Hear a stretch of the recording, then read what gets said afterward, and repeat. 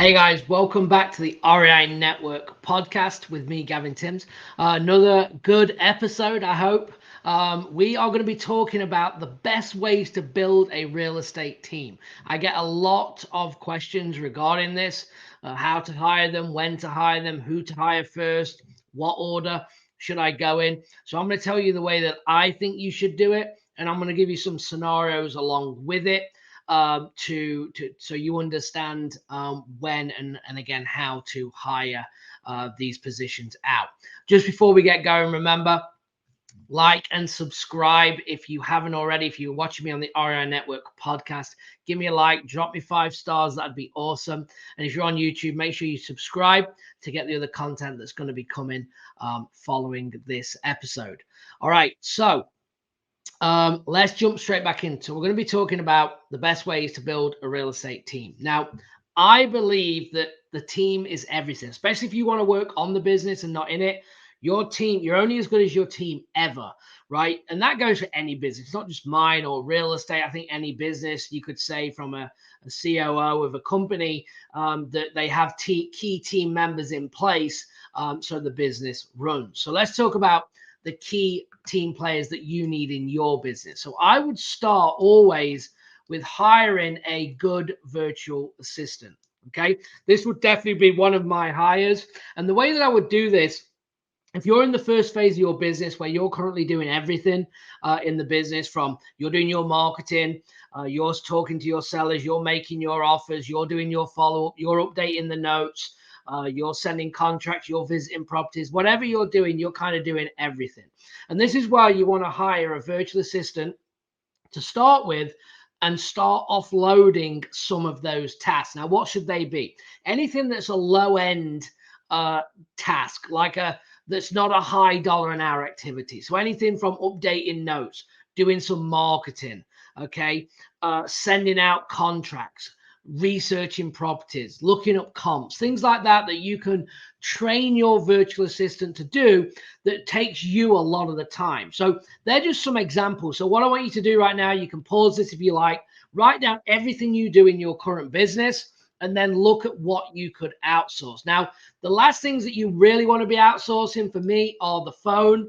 Okay, you should not be outsourcing the phone yet because that's where all the money is made. Having quality conversations. Also, I wouldn't probably outsource the offers to start with either.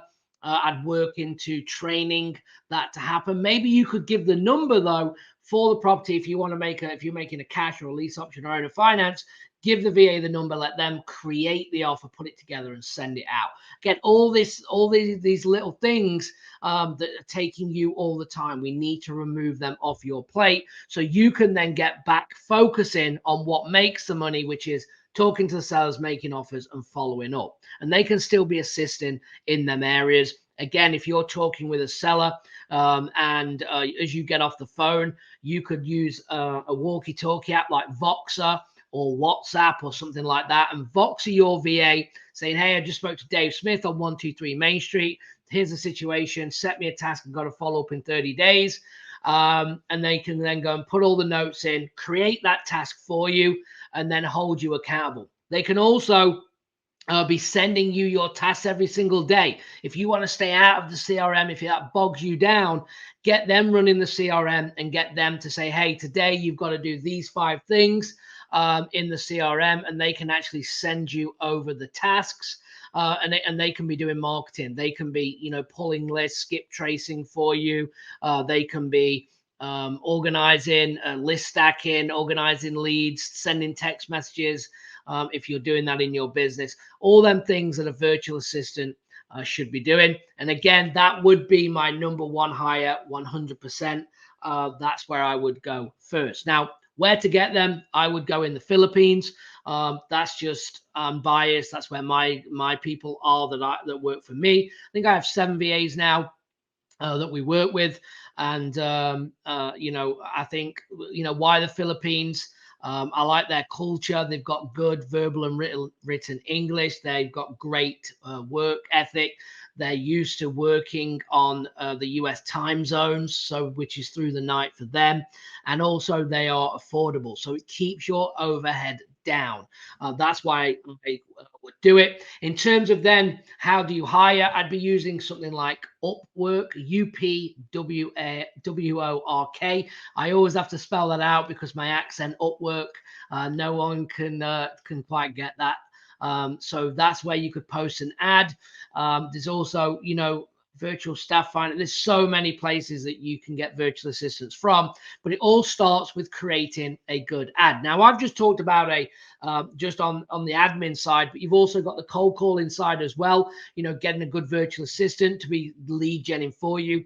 That is my main strategy still to date, is pre-screening leads. They go with a simple script. You can get my script at reinetwork.com/script. reinetwork.com/script or scripts, one of the two. I think it's just script without the S on the end. So go and download that if you want it. But they use a simple script. They pre-screen leads, and they're trying to hit on the 4 pillars, which is the motivation, situation, the timeline, the price, and the condition of the property. If they can get that, anyone that says yes, maybe, possibly, tell me more, anything but a no, brings into our CRM for us to work, evaluate in an acquisition role, and then decide how we're going to position our offer accordingly, depending on if it's a creative deal or a cash deal. Are we holding it? We're doing a buy and hold, a fix and flip, a wholesale. What are we doing with it?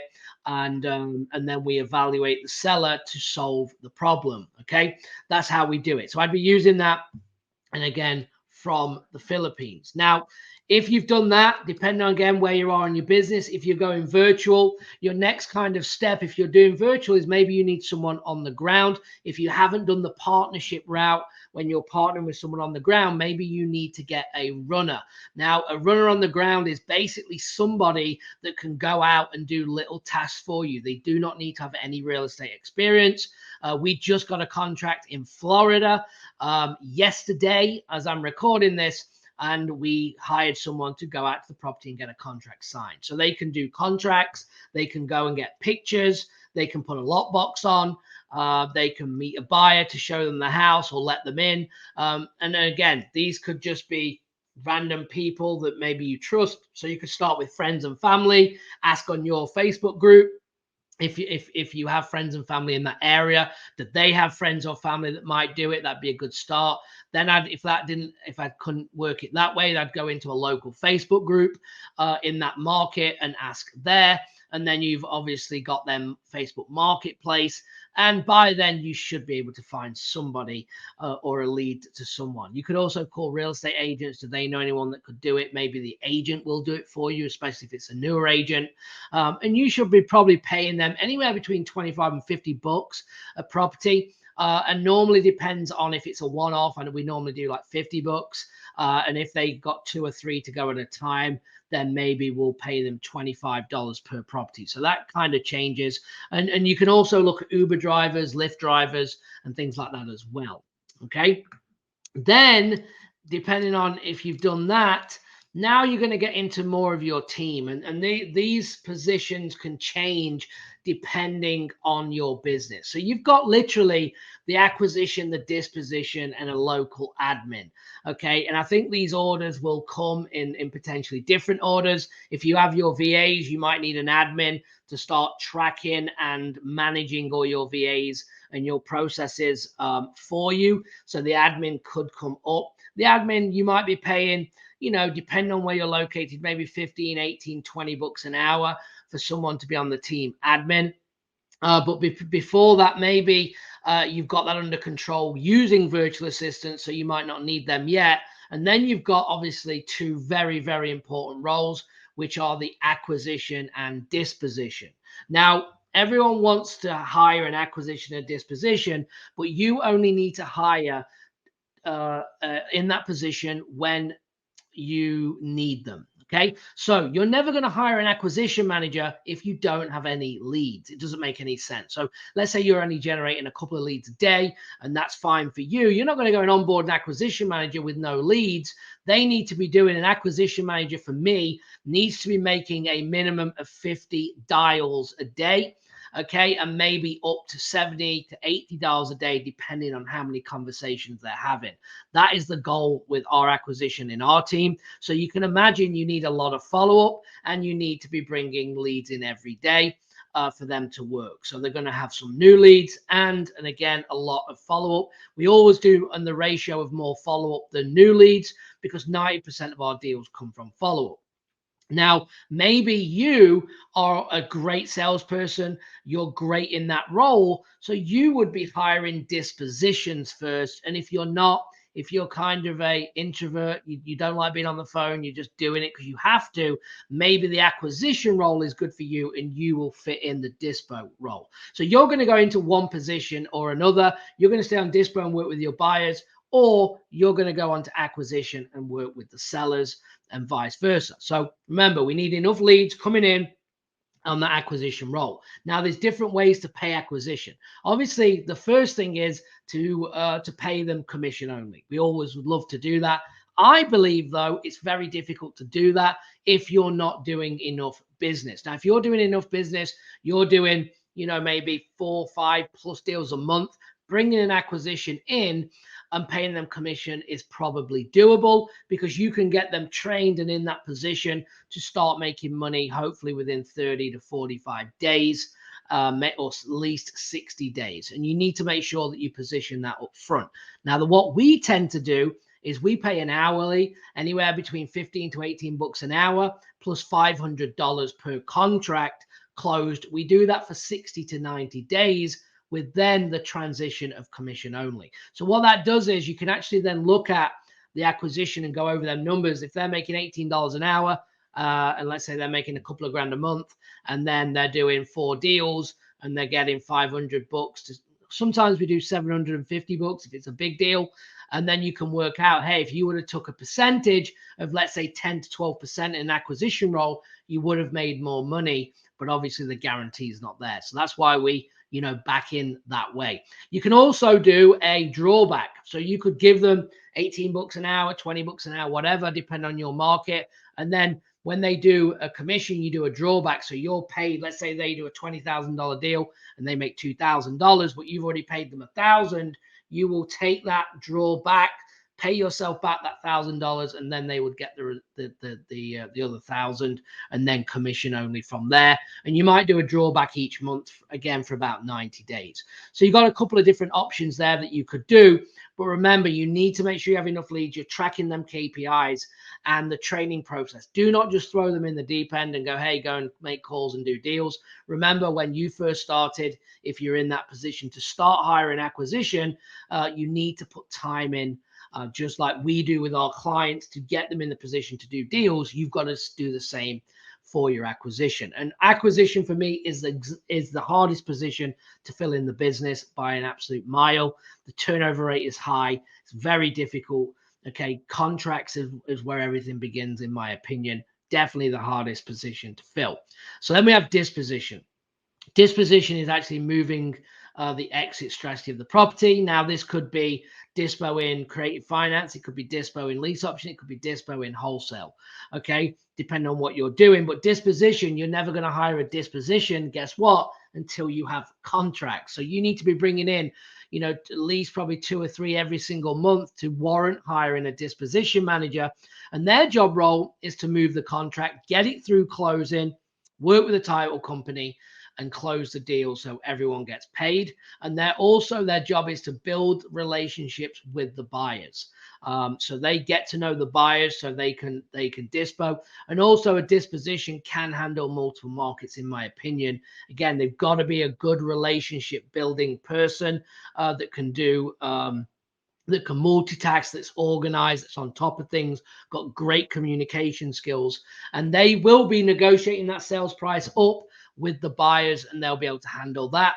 And again, probably on the dispo, depending, again, if you have 3 or 4 acquisition, you can pay your disposition maybe 5-6% of the deal, because they're working for more, they're dispoing more deals than acquisition are bringing in, because there's multiple of them. Again, going up to maybe 10% on the disposition side.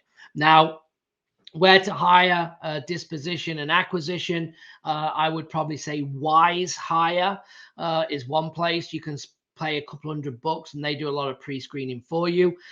You can also do Indeed.com. You can look at there's multiple things that you could do. What is the, can't think of the, it'll come back to me in a minute.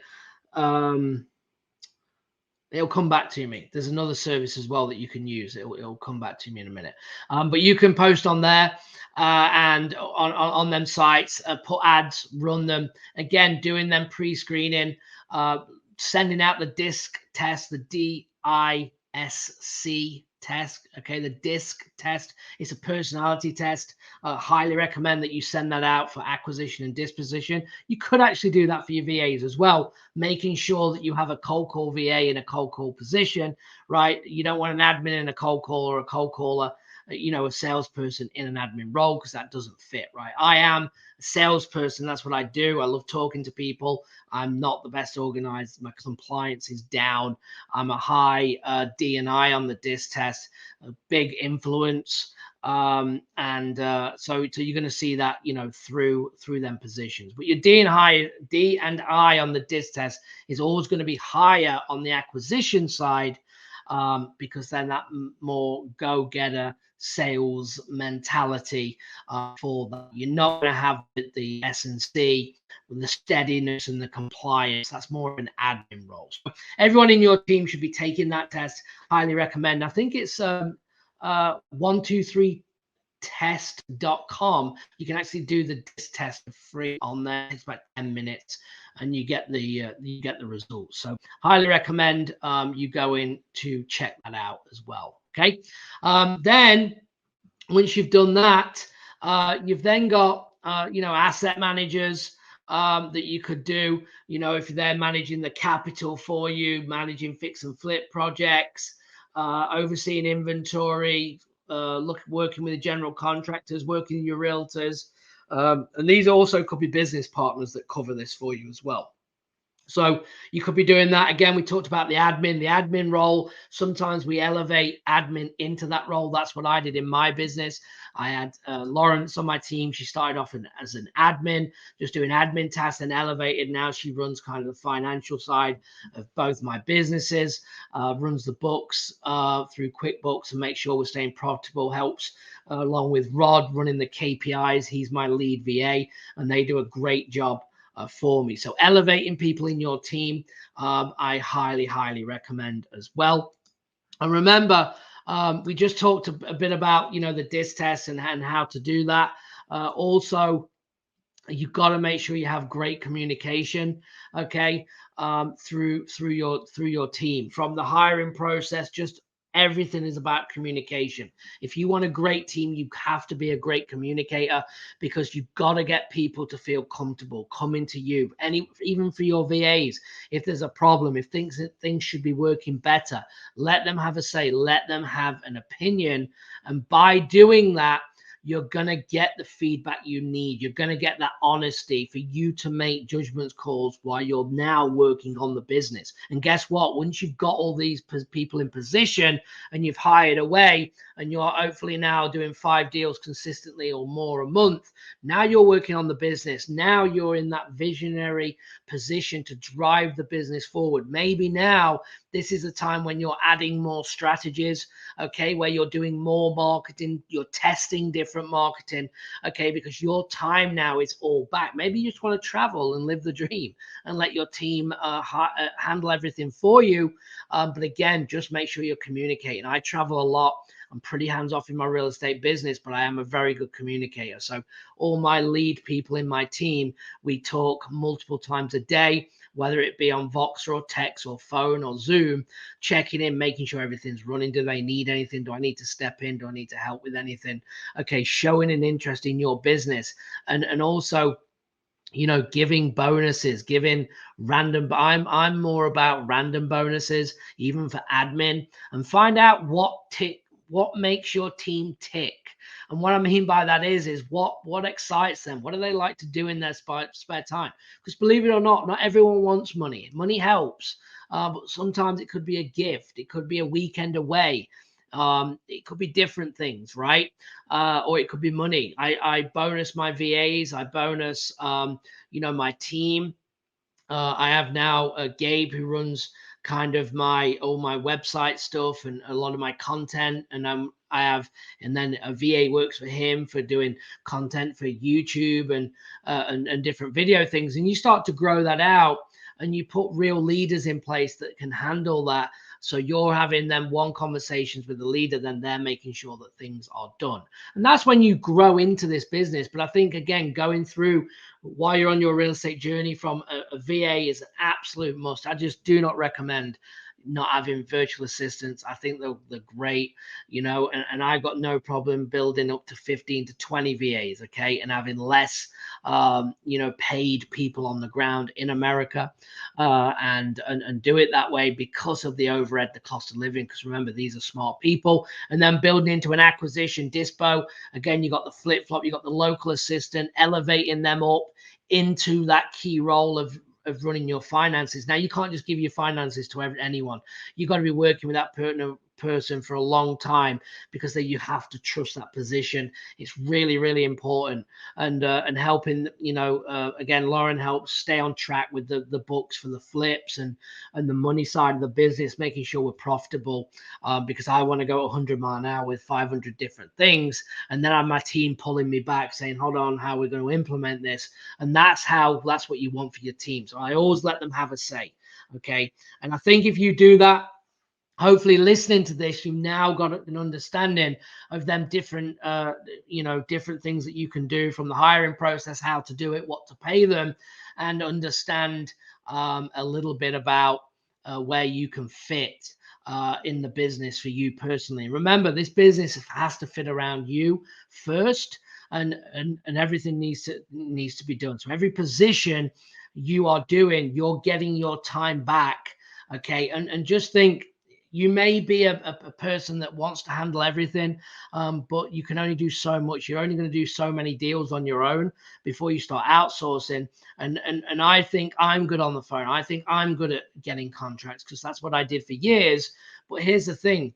While I'm good at doing that, and I'm not going to do marketing, I'm going to do dispo, it's the roller coaster, right? So remember, you're putting people in them key positions, and if their focus is 100% on that position, they will outperform your 20% that you spend on that. So overall, they will outperform you. So let them positions go, and make sure you're tracking the KPIs, keeping them accountable, giving them a scorecard, right? We also use hubstaff.com, HUB staff.com. That's great for tracking VAs and acquisition. If they're all virtual, they log on so you can track their time and what they're doing through their computer to make sure that they're not messing around and they're actually working. So I'd highly recommend we do scorecards. Again, acquisition is all about 50 plus dials a day, depending on how many conversations. And that is what's going to get you. Again, we're not talking here. If you're talking about building a team, you're not talking about doing one deal a month. You should be doing that on your own. I'm talking about doing 5, 6 plus 10 deals a month. And that's the way that you're going to do it. And once you have the foundation built, you then just do more marketing, more people in them position to then elevate and do as many deals as you wish. And there is a cutoff. For me, I don't want a massive business. I've been in, up to 8 markets, I think, at once, and it was just ridiculous. It was crazy, too much. Dialed it back now. We're in 2 or 3 markets. We're happy, and we're just trying to dominate in them markets. And then I do, some partnering with students as well. We're actually now in our coaching program buying our students deals, which is pretty awesome. We'll actually buy the deals from you, so we can help on that dispo side. If it meets our criteria, we will actually come in and fund it, or actually help you wholesale it, or buy it from you and then wholesale it. We do different things in our coaching. So if you're interested in that, reach out. Hit me up on support@reinetwork.com, or go to reinetwork.com/join if you're interested in that as well. Well, anyway, guys, I appreciate you. Remember, give me a like, subscribe, drop some comments if you've got some value from this. If there's anything else you want me to cover, just put it in the comments. I'll be happy to do so. Appreciate you all. Thank you for watching and listening, and I will see you on the next one. Thanks. Bye-bye.